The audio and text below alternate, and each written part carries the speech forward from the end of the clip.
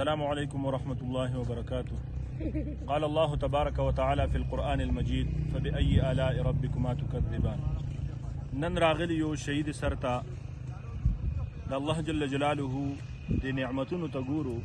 الله جل جلاله داسې واوره راورولې ده چې کو انسان سوچو کې یقینا د الله جل جلاله خود بادشاهانو بادشاه دی، خود انسان زړه ته نورم عجیب خیالات راشي.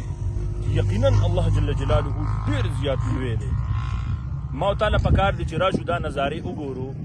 شریعت د دې اجازت مونږ ته راکړي، خو په دې کې کوشش تاسو داسې کوئ چې د الله جل جلاله نافرمانۍ مه کوئ. مونږ چې په دې لارې باندې راتلو چا ګانې بجانې لګولي، چا څه یقینا رونو د الله جل جلاله ذات داسې ذات دی چې نعمتونه یې مونږ له راکړي دي، خو دا نعمتونه ګورې الله جل جلاله داسې هم کوي چې مونږ د هغه نافرماني کوو، هغه په مونږ باندې دا عذاب په شکل کې تبدیل کړي.